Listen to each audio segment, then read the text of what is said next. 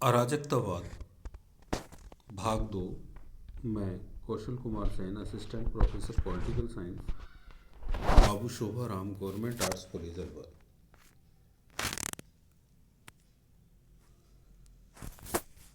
इससे पहले के अंक में हमने अराजकतावाद का अर्थ, उसकी परिभाषाएं और अराजकतावाद के मूल लक्षणों का अध्ययन किया था। अब हम इस अंक में अराजकतावादी समाज का संगठन किस प्रकार होगा, ये अध्ययन करेंगे। विद्यार्थी याद रखेंगे कि अराजकतावाद राज्य का विरोधी है, अर्थात वह राज्य को समाप्त करना चाहता है। इसलिए ही इसे अराजकतावाद नाम दिया जाता है, क्योंकि जब राज्य नहीं होगा तो अराजकता होगी। लेकिन वो ये कहते हैं कि अराजकतावाद स्वैच्छिक संगठनों के द्वारा समाज में व्यवस्था का स्थापित करेगा। वहाँ कोई व्यक्ति की स्वतंत्रता को बाधा नहीं होगी। लोग एक दूसरे के साथ मिलजुल कर हर कार्य करेंगे और अपने व्यक्तित्व का विकास करेंगे। तो अराजकतावाद का संगठन किस प्रकार होगा, ये इस अंक में हम अध्ययन करेंगे। और इसके बाद अराजकतावाद और साम्यवाद, क्योंकि दोनों राज्य के विरोधी हैं, दोनों राज्य को समाप्त करना चाहते हैं, तो इसलिए उनके अराजकतावाद और साम्यवाद में समानताएं और अराजकतावाद और साम्यवाद में विरोध, ये दोनों का अध्ययन, समानता और असमानताएं दोनों का अध्ययन करेंगे। तो सबसे पहले अराजकतावादी समाज का संगठन। अराजकतावादी समाज में राज्य समाप्त कर दिया जाएगा और नए समाज का संगठन बल के आधार पर न होकर नागरिकों की स्वतंत्रता, सहयोग की भावना पर होगा। राज्य के नष्ट हो जाने पर नागरिक अपने विविध कार्यक्रम, आवश्यकताओं की पूर्ति के लिए विभिन्न समुदायों का निर्माण कर लेंगे। शिक्षा, उत्पादन, व्यवसाय सभी के लिए स्वतंत्र समुदाय होंगे तथा इनकी सदस्यता के लिए कोई भी नागरिक बाध्य नहीं किया जाएगा। प्रत्येक समुदाय स्वशासित होगा, अर्थात उसके सदस्यगण प्रबंधकों के कर्मचारियों को नियुक्त व पदच्युत कर सकेंगे और उनकी नीति को भी निर्धारित करेंगे। प्रत्येक विषय के लिए छोटे छोटे अनेक समुदाय रहेंगे। प्रत्येक स्थान में स्थानीय समुदाय होंगे और एक ही विषय के लिए जिले भर के समुदायों के संघीकरण से उस विषय का जिला समुदाय बनेगा। फिर इसी प्रकार उत्तरोत्तर उच्चतर व अधिक व्यापक क्षेत्र वाले प्रांतीय, अखिल देशीय व अंतर्राष्ट्रीय समुदायों का निर्माण होगा। वर्तमान राज्यों के सभी कार्यों को यह समुदाय आपस में बांट लेंगे। इन सभी समुदायों का निर्माण ऐच्छिक रूप से होगा।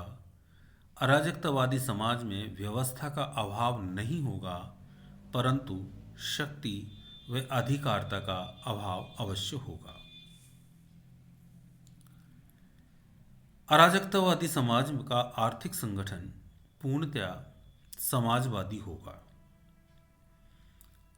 अराजक समाज में प्रत्येक मनुष्य अपनी इच्छा शक्ति के अनुसार काम करेगा, परंतु उपभोग की वस्तुएं उसे उसकी आवश्यकता अनुसार मिलेंगी। इसका लाभ ये होगा कि किसी भी व्यक्ति के पास धन का अतिरिक्त संचय नहीं होगा और शोषण नहीं होगा। अराजकतावादियों का कहना है कि भूमि तथा आर्थिक उत्पादन के सभी साधन व्यक्तियों के नियंत्रण में न होकर समाज के नियंत्रण में होनी चाहिए। अर्थात किसी भी प्रकार की संपत्ति व्यक्तियों के नियंत्रण में नहीं होनी चाहिए, अन्यथा शोषण शुरू हो जाएगा। यह भूमि या किसी प्रकार की संपत्ति वो समाज के नियंत्रण में होनी चाहिए। इस प्रकार अराजकतावादी समाज का संगठन होगा कि अर्थात स्वैच्छिक संगठनों के द्वारा समाज की हर गतिविधि का निर्वहन किया जाएगा। अराजकतावादी साधन या कार्य पद्धति के अराजकतावाद के साधन क्या हैं और किस प्रकार इसका मेथड होगा, कार्य पद्धति होगी, किस प्रकार राज्य को समाप्त करेंगे, ये क्या साधन होंगे और क्या इनकी कार्य पद्धति होगी। तो अराजकतावादियों का लक्ष्य है राज्य का अंत। वे राज्य को अनावश्यक मानते हैं, उनका उसका अंत कर एक राज्यहीन और वर्गहीन समाज की स्थापना करना चाहते हैं। लेकिन इस लक्ष्य को प्राप्त करने के लिए साधन या पद्धति के संबंध में अराजकतावादी विचारकों में मतभेद है कि उनकी पद्धति अर्थात वो राज्य का अंत करना चाहते हैं, उनका लक्ष्य यही है, क्योंकि वो राज्य को अनावश्यक मानते हैं और एक राज्यहीन और वर्गहीन समाज की स्थापना करना चाहते हैं। लेकिन राज्य किस प्रकार समाप्त होगा, इस संबंध में उनके दो विचार हैं। पहला विचार क्रांति का है, अर्थात पहला मार्ग क्रांति के साधनों का है। बाकुनिन और क्रोपाटकिन ये दोनों अराजकतावादी नवीन समाज को स्थापित करने के लिए क्रांति को आवश्यक समझते हैं। बाकुनिन के अनुसार क्रांति सामाजिक विकास का परिणाम है, फिर भी इसे लाने के लिए आवश्यक संगठन बनाने और काम करने की जरूरत है। अराजकतावादियों के लिए आवश्यक है कि वे अपना आंदोलन गुप्त संस्थाओं के माध्यम से करें। क्रोपाटकिन के अनुसार संसद के अधिनियमों से अराजकतावादी समाज की स्थापना नहीं की जा सकती और सरकारी अधिकारियों, सरकारी भवनों का विनाश तथा निजी संपत्ति को बलात् छीन लेने आदि उपायों द्वारा आतंक के वातावरण को जन्म देकर ही अराजकतावाद की स्थापना की जा सकती है। अर्थात एक क्रांति के माध्यम से राज्य को समाप्त करना चाहते हैं। दूसरा मार्ग शांति का है, जिसके प्रतिपादक लियो टॉलस्टॉय, महात्मा गांधी, विनोबा भावे आदि दार्शनिक ये बल और हिंसा के विरुद्ध थे और उनका विचार था कि अराजकतावादी समाज की स्थापना शांति में ढंग से की जानी चाहिए। इन विचारकों के अनुसार अराजकतावाद के प्रसार के प्रमुख साधन है जनता को शिक्षित करना एवं लोकमत को जागृत करना। ये विचारक शांतिपूर्ण उपायों द्वारा राज्य तथा अन्य पूंजीवादी संस्थाओं को समाप्त करना चाहते हैं। अराजकतावाद और साम्यवाद में समानता है, क्योंकि दोनों ही राज्य के विरोधी हैं। दोनों संस्थाएं, दोनों विचारधाराएं राज्य को समाप्त करना चाहती हैं। दोनों ही विचारधाराएं पूंजीवाद की विरोधी हैं,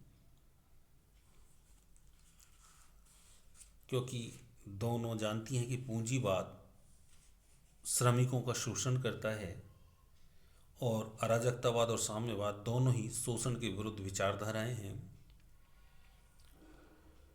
धर्म का विरोध, दोनों विचारधाराएं धर्म को शोषण का साधन मानती है और धर्म श्रमिकों का शोषण करता है।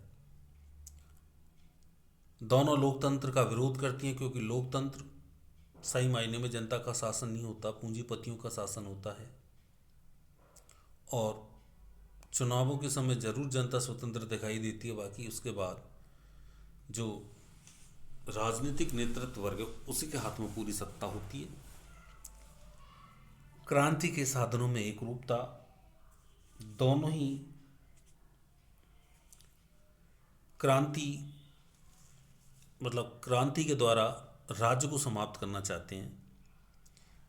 अराजकतावाद जरूर, कुछ अराजकतावादी विचारक जैसे लियो टॉलस्टॉय, महात्मा गांधी, विनोबा भावे आदि शांतिपूर्ण तरीके से राज्य की समाप्त करना चाहते हैं, किंतु जो क्रांतिकारी बाकुनिन, क्रोपाटकिन वो क्रांति के द्वारा ही राज्य को समाप्त करना चाहते हैं। उसी प्रकार साम्यवाद भी क्रांति के माध्यम से ही राज्य को समाप्त करना चाहता है। अराजकतावाद और साम्यवाद में समानताओं के बाद दोनों में असमानताएं। पहला, अराजकतावाद मानववादी है, जबकि साम्यवाद सर्वारा वर्ग के हितों का संरक्षक है। अर्थात अराजकतावाद सभी व्यक्तियों का भला चाहता है, जबकि साम्यवाद केवल सर्वहारा वर्ग के हितों का संरक्षक है। दूसरा, अराजकतावाद राज्य को तत्काल समाप्त करना चाहता है और साम्यवाद राज्य को अस्थायी रूप से रखना चाहता है। अराजकतावादी और साम्यवादियों में सबसे बड़ा अंतर राज्य के संबंध में है। अराजकतावाद तुरंत राज्य को समाप्त करना चाहता है, वह किसी भी स्थिति में किसी भी रूप में राज्य को सहन नहीं करना चाहता, परंतु साम्यवादी अस्थायी रूप से राज्य को बनाए रखना चाहते हैं। पूंजीवाद की समाप्ति के बाद और राज्यविहीन समाज की स्थापना से पूर्व के काल के लिए साम्यवाद राज्य को बनाए रखने के पक्ष में है। इस राज्य में सर्वहारा वर्ग की अधिनायकता हो रहेगी, परंतु अराजकतावादी राज्य के इस रूप के भी विरोधी हैं। तीसरा है, अराजकतावादी बड़े उद्योगों के विरोधी और साम्यवादी इनके समर्थक। महात्मा गांधी जैसे अराजकतावादी विचारक केंद्रीकरण के विरोधी होने के कारण बड़े उद्योगों के उग्र विरोधी हैं। उनका कहना है कि जब मशीनों के द्वारा बड़े पैमानों पर उत्पादन होने लगता है, तब उद्योगों का संचालन मुट्ठी भर लोगों के हाथ में चला जाता है। ये अपने कारखानों के लिए कच्चा माल पाने और तैयार करने के लिए खपत के लिए मंडियां प्राप्त करने की दृष्टि से साम्राज्य के निर्माण की होड़ में आरंभ कर देते हैं। इससे अंतर्राष्ट्रीय तनाव, अशांति और महायुद्ध उत्पन्न होते हैं।